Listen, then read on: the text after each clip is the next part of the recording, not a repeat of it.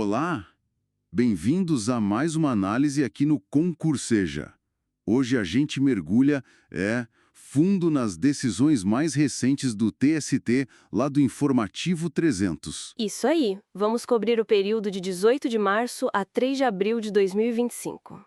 Tem bastante coisa interessante das subseções, a SBDI 1 e a SBDI 2, e também das turmas. Exato. O nosso objetivo é, como sempre, extrair o essencial, ver o impacto prático desses julgados-chave.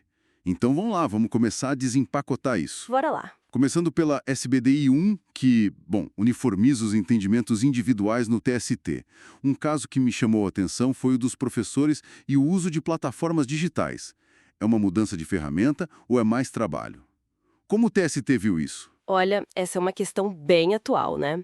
O TST, a SBDI 1 especificamente, entendeu que não é só uma mudança de meio, não. Uhum. Quando se exige que o professor insira material didático, siga requisitos técnicos específicos para a plataforma, interaja com alunos online fora do horário de aula, isso configura, sim, um acréscimo de atribuições. Ah, então vai além da aula em si. Exatamente. E também de carga horária. Por isso a conclusão foi pelo direito a horas extras. Não é tipo assim, só transpor a aula presencial para o digital. É um trabalho a mais, com outras exigências. Entendi. Faz sentido. Ainda na SBDI, teve outra decisão que gerou bastante discussão, eu acho. Aquela sobre a validade de norma coletiva que permite parcelar verbas rescisórias. Isso pode mesmo? Como fica a proteção do trabalhador? Pois é, esse ponto é delicado, mas a SBDI validou essa possibilidade sim.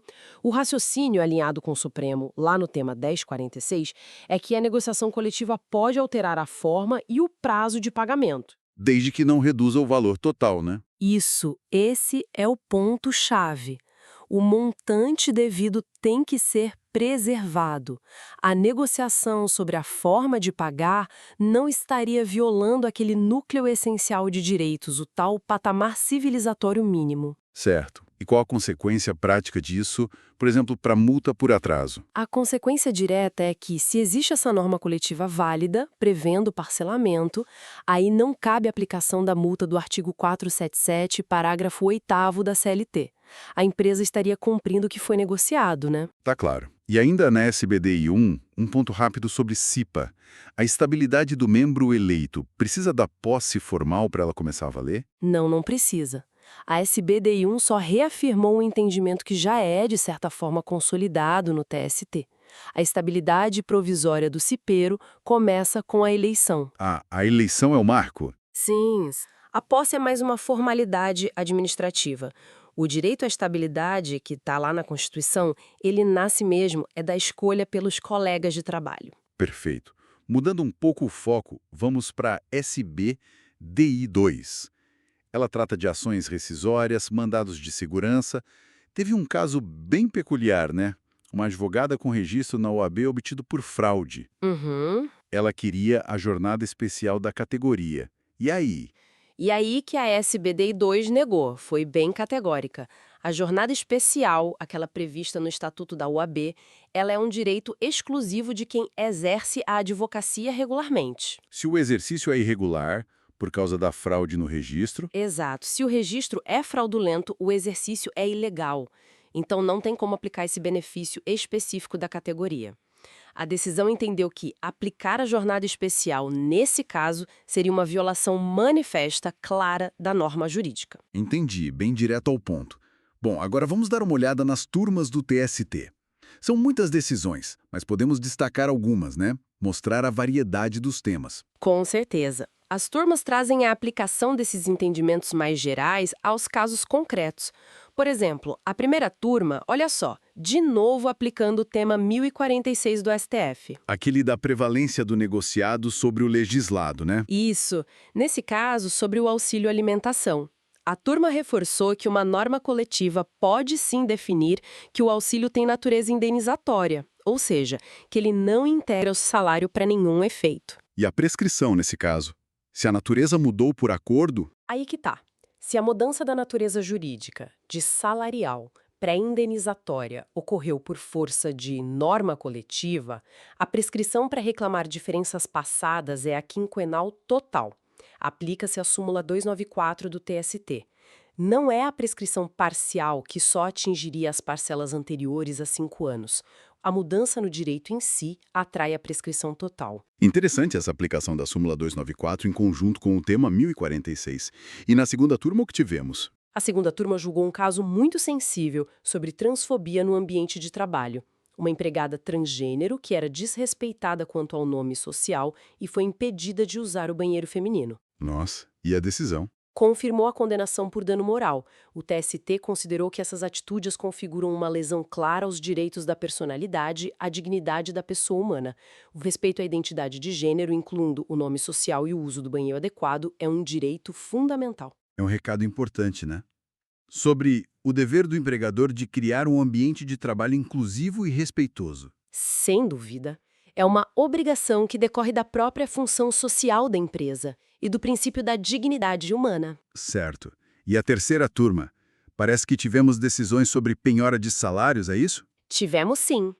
A terceira turma consolidou o entendimento sobre a possibilidade de penhorar parte de salários ou mesmo de proventos de aposentadoria de sócios para pagar dívidas trabalhistas da empresa. Mas salário não era impenhorável? Era a regra geral, mas o Código de Processo Civil de 2015 trouxe exceções. Uma delas é justamente para pagamento de prestação alimentar, qualquer que seja a sua origem. E o crédito trabalhista tem natureza alimentar. Ah, então o TST está aplicando essa exceção do CPC. Exatamente. Com base no artigo 833, parágrafo 2º do CPC, a terceira turma tem admitido a penhora parcial, geralmente no limite de até 50% dos rendimentos líquidos, para satisfazer o crédito trabalhista.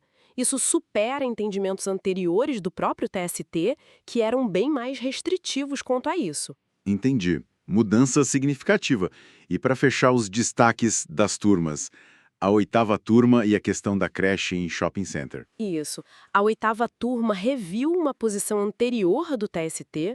Agora, alinhada a uma decisão recente do STF, ela entende que aquela obrigação do artigo 389 da CLT, de ter um local para amamentação ou oferecer reembolso creche, Sim. essa obrigação é do empregador direto da trabalhadora. No caso do shopping, o empregador direto é o lojista, não a administração do shopping center. Ah, então a responsabilidade não é do shopping em si. Não, porque o shopping não tem vínculo de emprego com as funcionárias das lojas. A relação de emprego é com o lojista. Então é o lojista quem tem que cumprir essa obrigação da CLT.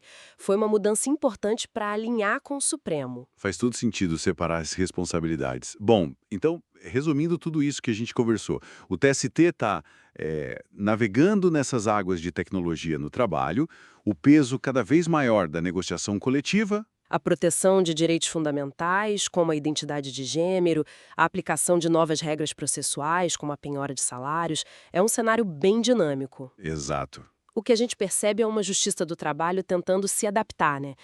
Tanto às novas realidades sociais, tecnológicas, quanto às diretrizes que vêm dos tribunais superiores, especialmente do STF. O desafio é sempre buscar aquele equilíbrio. Equilíbrio entre proteger o trabalhador, dar segurança jurídica para as relações e, ao mesmo tempo, reconhecer um espaço para autonomia da vontade coletiva para negociação. Isso. Por isso é tão fundamental acompanhar essa jurisprudência, para entender os limites, as possibilidades, os contornos atuais do direito e das relações de trabalho no Brasil.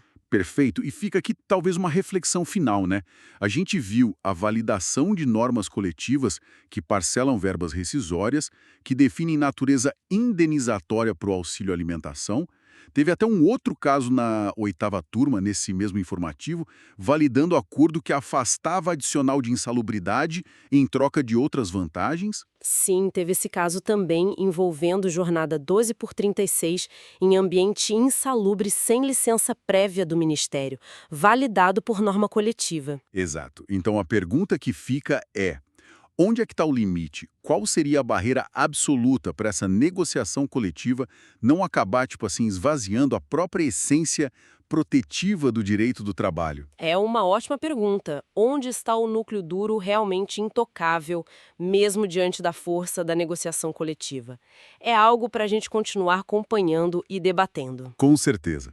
Bom, essa foi a nossa análise aprofundada do informativo 300 do TST. Esperamos que tenha sido útil e esclarecedora para quem nos ouve. Esperamos que sim.